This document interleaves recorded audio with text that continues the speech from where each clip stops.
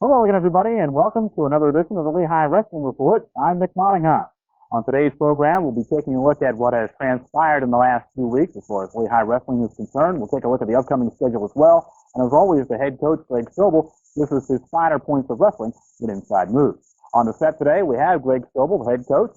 Also, he's joined by Dan Tashner from Lehigh University and his teammate as well. I'm Dan Doren. Gentlemen, welcome to the program. Good to be here. Coach, I take a look at what transpires over this road trip you went on to start 1997. You went out and had two matches in the state of Oklahoma. You can tell us how good the Sooners are, but first you had to meet with Central Oklahoma. There was a team that has been a power, I believe, in Division II, and you had your way with them. Well, not to be overlooked, Central Oklahoma has won the Division II Nationals 4 out of the last 5 years. A very tough team. They had two #1 ranked guys on their team, All-Americans in several weight classes. Central Oklahoma is the kind of school that gets, I don't hate to say this, but the leftovers from Oklahoma State and Oklahoma. There are only 3 colleges in Oklahoma with wrestling. And so they have a very good team. On paper, I thought we'd be hard-pressed to beat them. But we ended up beating them pretty soundly. Now, you struggled with Oklahoma, the Sooners. They're a nationally ranked team year in, year out. But are they really that good? I mean, they always talk about the Midwestern powers. Do they live up to that billing? Well, it was tough at Oklahoma. It really was. After our match, and both of these are on the same day, by the way, we wrestled Central Oklahoma at 1 o'clock in the afternoon. 2 of our guys, by the way, beat their #1 ranked guys, which is impressive. Todd Palmisano beat their national champion.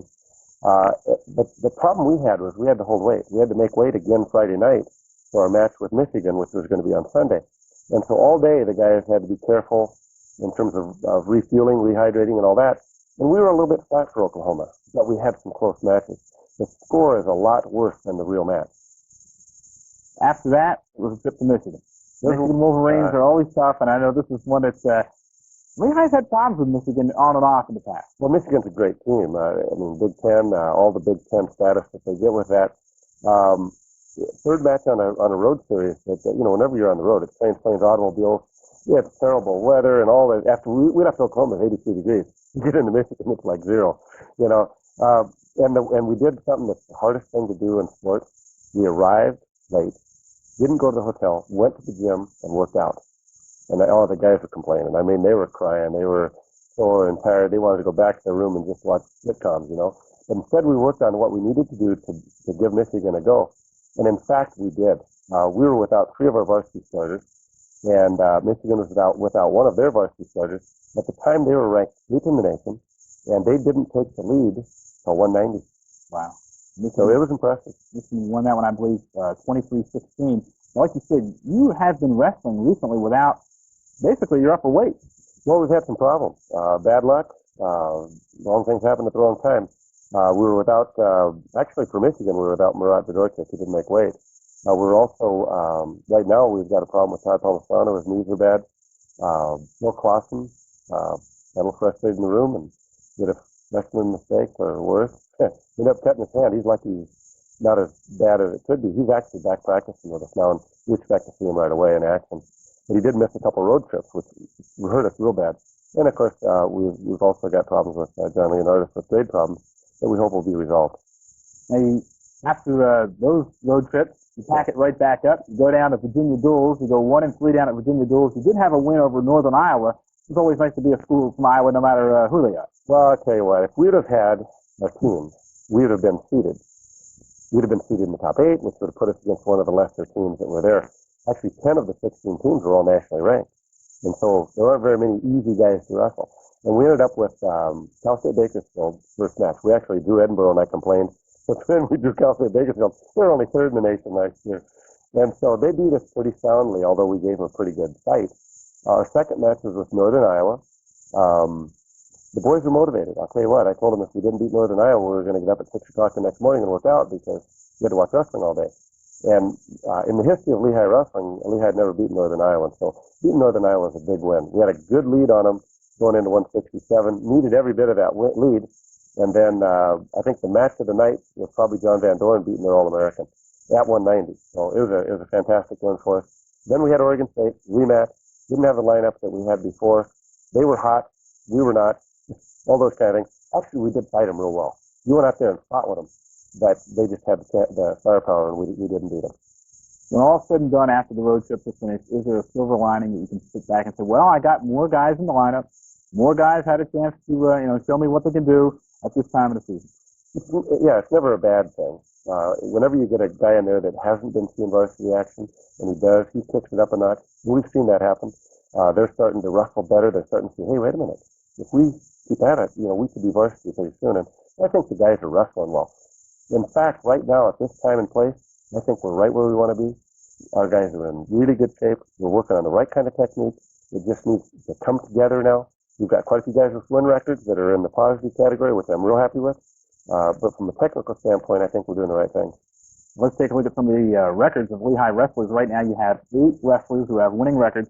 We take a look at some of the names here, and as we take a look, the guy that really comes to the forefront is that John Van Doren. Well, John's got a big turnaround from last year when he had a losing record. I think it was 12-5 overall, and only 4-11 in dual. This year, he does lead our team in dual meet wins with 6-1, and that was his one loss was 3-2, the Frank Loaded Cerdal of Michigan. So not a bad sophomore year for him. One thing I noticed, though, if we go through that lineup, not a lot of wins in the lower weight classes. No, but part of that schedule. Actually, I tell you what, you look at that schedule, look at our schedule, and then look and see we got 8 guys that have win records that are in the positive category. I think that right there pretty impressive. But our lightweights have been hard pressed, and the people we've been going against have been nationally ranked. And we've lost some close ones, but we've lost. And finally, if we take a look at that list, is there any name that kind of jumps out at you and you say, well, there's a guy I really didn't expect to be that good at this point of the season? Well, it has to be John Van Doren leading the list right there. And Chris Ayers, he's doing a bang-up job too. Travis Dodo, you show at the bottom of the list because his record is 7-6. But in fact, you look over there at the dual record, it's 5-2. Going into the Virginia duels, going into our match with Northern Iowa, Travis Dodo actually led the team in dual meet wins. So he's a real good competitor. Real quick before we interview Dan Tashner, 126-pound sophomore who's with us today. Midterm grade time, maybe for Lehigh wrestlers on the whole? Give them a C+ maybe right now. We're working on that B category. We got to get into the B stuff. And I think this next part of the season, we're gonna really see that. But midterm grade, probably C+. Well, one of the wrestlers that we're expecting big things from in the second half of the year is Dan Tashner, 126-pound sophomore. Dan, welcome to the Lehigh Wrestling Report. So, tell me about your season so far. You came out basically 11-8 as a freshman, then deferred that eligibility for the years last season. Has it been tough to kind of get back into the swing of things this time around? Yeah, I'd say that's definitely a big problem I had because in the beginning I was ineligible the first semester and I was working out, but it wasn't working out like as much as everyone else was. So it's a bit of a problem, but I'm definitely getting back into shape, and within a week or two, I'm definitely going to be ready to show some of my stuff. Now, I know off to the start right now, the record just 4-1, but that aside, are adjustments still really taking place? Yeah, I'd say so, definitely. Maybe tell me what some of those biggest adjustments have been for you at this time of the season. Just basically getting into shaping, just remembering almost how to win, like, because I've been off for so long, your whole match sense is just really off, but it's coming back. You know, a lot of times athletes say that winning is an acquired thing. You think that once you get back to that point of your game, you're going to be okay? Definitely. Do you feel the pressure?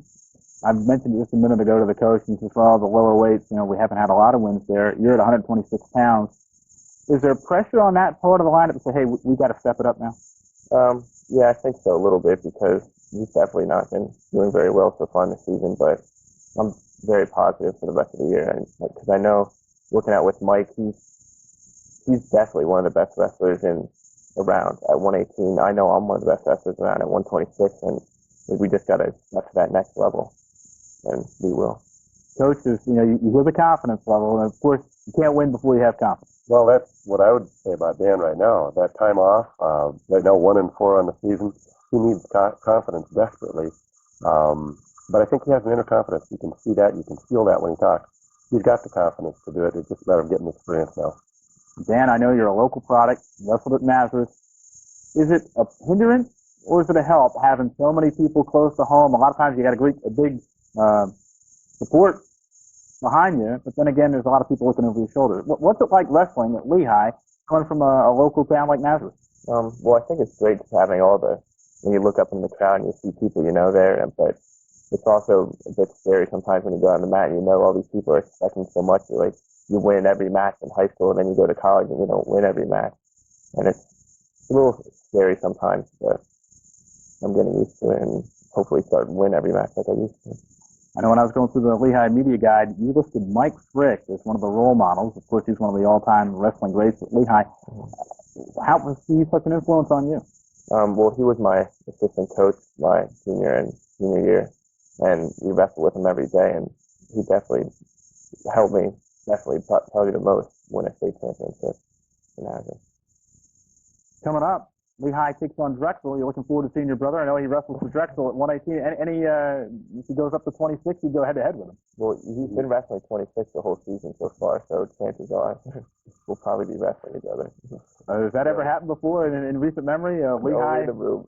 Only in the wrestling room. Only in the room. Real quick before we conclude the interview with Dan Tashner today, tell me about the major, psychology major. How's it been going? Pretty well. Much better. I had a really bad semester last year, but this past semester I'm doing well and getting everything back in shape. Well, Dan Tashner, thanks for joining us today on the Lehigh Wrestling Report. Let's move on now. Greg Strobel, the head coach, has his Inside Move segment. We'll take a look at the finer points of wrestling. Welcome to Inside Moves. Today we're talking counter offense. Now, you know I like offensive wrestling, but sometimes the best offense is good counter offense. You can't stop the guy from attacking you, but if you can re-attack him, your chances of scoring are greatly increased. We have Travis Dodo, a standout from Nazareth High School, state champion here in Pennsylvania. He's going to be doing the moves on Ryan Bernholtz from Mount Sinai, New York. Ryan was also a state champion in the state of New York. We're talking counter offense. The title of this is Reshooting Guy.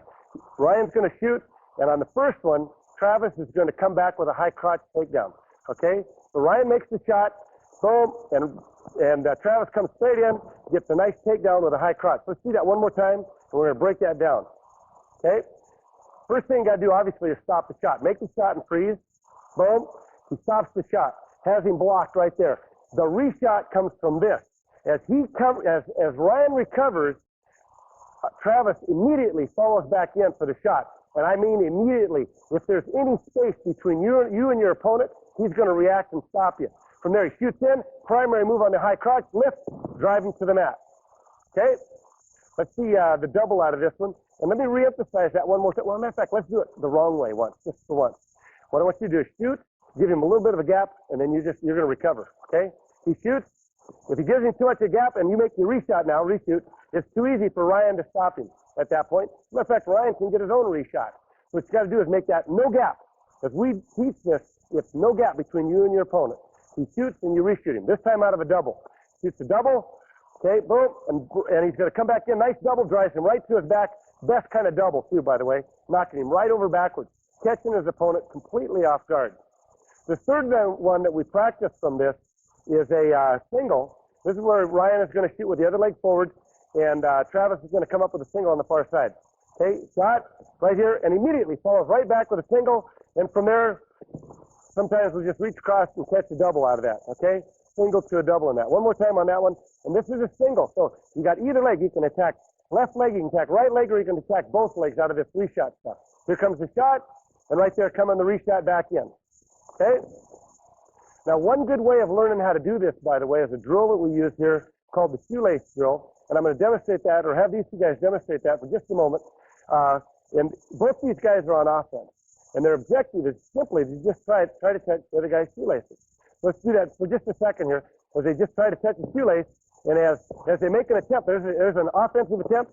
And right here is a counter-offensive attempt if you close the gap. Right there, and as he comes back up, he can get to the shoelace. And it's a great drill for kids to learn how to wrestle.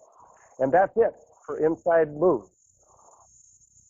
So some of the finer points of wrestling with head coach Greg Strobel. One of the guys who has really been taking these moves to heart is John Van Doren, the 177-pounder, and he joins us right now. John, pleasure to have you on the Lehigh Wrestling Report. A moment ago, we talked with the coach about some of the top guys and maybe surprises that jumped out, and you have a record of 13-4 and leading the list. And he says, yeah, John Van Doren. I didn't expect him to be maybe this good this soon. What's the reason for it? Over the summer, going to the Olympic camp helped a bit. Got to see some of the best guys in the world go through their moves. And I don't know, this year just pretty much following through on moves more. I don't know, a little stronger than last season. So when you came back from going against those Olympic caliber people, what were maybe the one or two things you could pick up and say, I can do this, incorporate it into what I do every day? I don't know if I so much saw like any specific moves that they did, but just how they followed through on their shots and finished things right away. They didn't really pause when they were doing this moves. That's mainly it. Dual meet record right now is 6-1, and so many times you get ready to go down the road by what you do in the dual meet schedule. And we've talked on this show particularly about how right now wins and losses sometimes are important, but it's getting ready for Eastern, Nationals, and what's to follow. How have you looked at the dual meets and said, well, here's what I can accomplish now, but yet the record says 6-1? Is that a true indication of what you're doing? Yeah, I think so. I haven't come across, I guess, some of my harder opponents yet, but I came across like Northern Iowa. The guy was All-American. He was tough. And the guy off from Michigan was actually one of my old workout partners. But I don't know. I haven't wrestled. I guess I have a lot of tough wrestlers left in the schedule to go against. When you take a look back at what transpired last season, you were a true freshman. Had actually a close to a 500 record, but just under 500. And now to be 13-4. Did you ever envision this kind of start so early this year? Not particularly. I don't know. Even surprised yourself. Yeah. That's something. We talk about confidence, but yet, here you're telling me that you're a little bit surprised that you got out of the box so quick. Yeah. No, I knew I could. I don't know. I didn't really look into who I was wrestling or anything. Just going out with an open mind. I don't know. What's been the major change for you, let's say, from the freshman to the sophomore year? Positioning, I think. Like just coming from high school to college last year, everybody keeps good position, and I think, thinking about that, keeping good position last year more than I was getting a chance to like initiate a move or take a guy down or something. But this year, now that I think I got most of my positioning under control, I can work my offense more.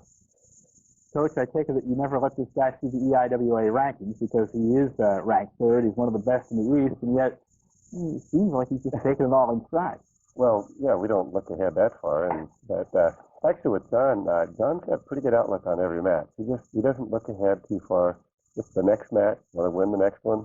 Let's get out there, mix it up, see what we can do with them. And I like that. That's the way you win tournaments that way. You don't look ahead to the finals. You look away to the next match you have. And John does a real good job at that. And even with our match with Northern Iowa, and he knew he has a tough guy coming up, and some of our guys fell apart right before that, and it could have affected him if he was emotionally tied up with it. But he wasn't. He was getting psyched up for his match, and he went out and did his job. So it's good to see. John, we hear so much about the Pennsylvania wrestling products. Of course, we talked to Dan Tashner a minute ago, and we always hear about the guys from Blair Academy in Jersey, but you wrestled in that Skyland Conference down at Somerville. Yeah. Skyland Conference has a lot of great competition down that way as well, so you were pretty well schooled when you came to Lehigh about stepping in and going against quality opponents. Yeah, it was, my region was pretty tough. I don't know, the district wasn't all that challenging, but there's a lot to be said, though, for the competition in and around the Lehigh Valley and the Delaware Valley as well. Yeah. I know that your dad wrestled at Rutgers, so I guess did you have a lot of wrestling background even before as growing up as a kid? Yeah, we talked about it. He didn't. I got started, I guess, in like 4th, 5th grade or sometime around then. We wrestled around the living room or whatever, but I don't know. He didn't want to get me started too early, like 1st grade, like some of the people, because didn't want me to get burnt out or I don't know. Is that something that's really prevalent, though, when you see, the little kids coming up that, they've been going for 8, 10 years even before they seem like they're out of high school? Yeah. I don't know. It depends on how I don't know. I've seen a lot of kids whose parents have really gone like hard on them and I don't know, wanted them to do really good at young ages or whatever. And I don't know. I think it's better to start a little later. You're an engineering major. I know it's when you talk about Lehigh, engineering school, the toughest major maybe at Lehigh is engineering. How have you been able to get through that program so far? It's definitely tough, but I don't know. You're still doing it. Yeah, still working on it. Well, as always, a pleasure to have John Van Doren here on the set. And I'll tell you, John, your record speaks for itself, 13-4. You're doing it all. Just keep up the good work. Thanks. Coach, I take a look at the upcoming schedule, and you got a tough one. I know Columbia is in a doubleheader, same day with Navy coming up. Columbia is one of the better teams right now. They have been getting better and better each year. We've done a good job. Lou Montano's doing a good job with them. I'm looking forward to the weekend because we get an opportunity to test our guys against some guys ranked ahead of them. Columbia in particular have two guys ranked ahead of our guys at that weight. And so it's going to be a good chance for our guys, particularly 134 Dave Esposito and then also Travis Dodo to make their mark in the EIWA. Currently unranked, and I think they should be ranked. Actually, Esposito is ranked like 5th, I think, but Travis Dodo's not, and I think he should be. Now, Navy will be a 7 o'clock match at Grace Hall. It will be on Channel 39. You'll see it Sunday, January 26th at noontime. But I'll tell you what, Navy, year in and year out, the last, I guess, 3-4 years, has really been a thorn in your guys' back. Well, this has been interesting for me to learn. I didn't know this about Lehigh Navy. I mean, coming in, who's Navy, you know? I knew a lot about Lehigh because they were real good, and I didn't know much about Navy. Actually, I did wrestle Navy kid when I was in college, but Navy owns the record on Lehigh right now, and that bothers me. Actually, Lehigh's done better with Navy at home, though. Lehigh Navy at home has been 17-10 in favor of Lehigh, but over the last 9 years, Navy's won every match. And so we're looking at hopefully to break that streak that Navy's got going on Lehigh right now. Of course, you can plant the seeds for EIWAs. I know you don't want to look that far down the road, but Navy always seems to have different wrestlers, usually up near the upper weight, that seem to come to the forefront when it comes time for Eastern. Well, Navy beat us last year, recall, but I think we wrestled real well against them. It came down to the heavyweight bout. Our guys pulled it out, though, at the Eastern. Navy finished down. We really came on, and I think Navy had plateaued by that time. The test on Saturday will be Navy's got 3 guys ranked ahead of us. We're ranked ahead of them 3 times. It's going to be a great duel.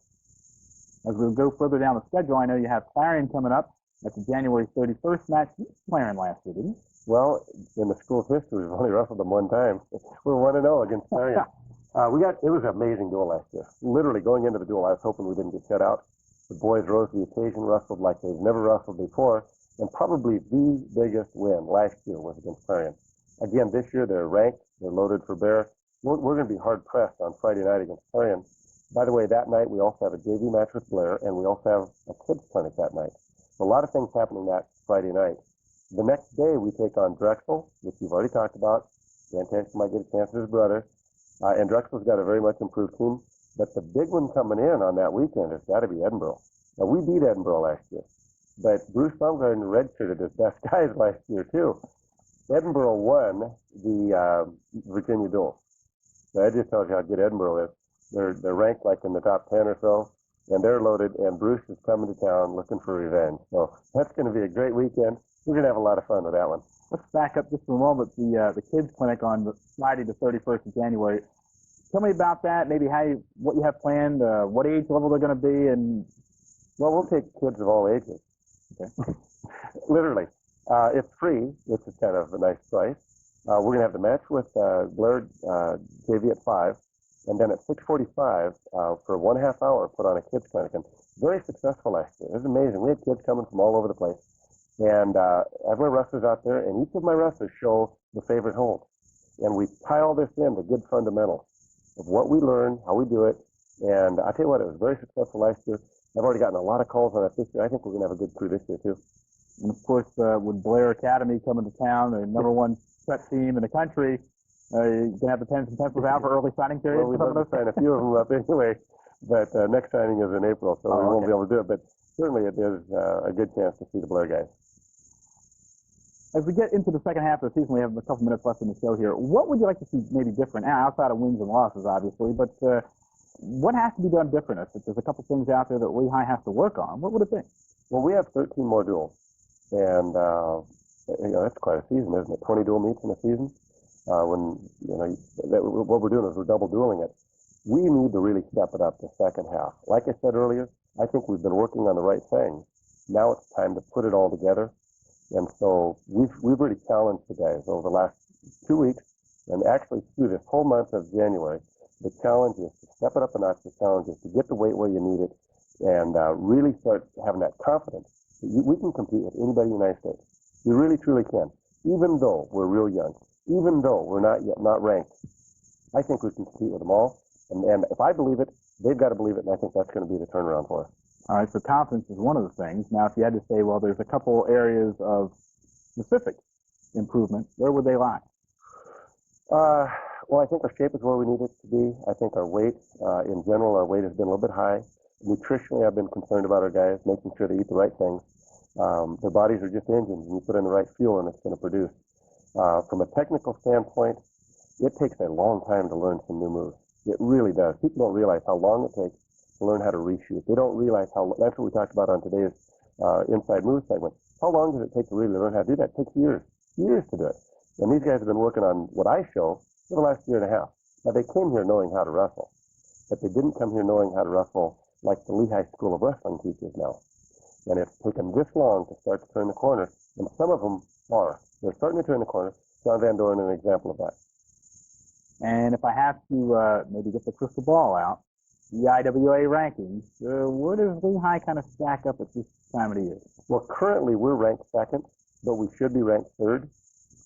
Penn has the best team in the conference. Cornell has the second best team in the conference. We have the third best team in the conference. Now we're going to find out in February where we are, because we meet Penn, we meet Cornell, and we'll find out.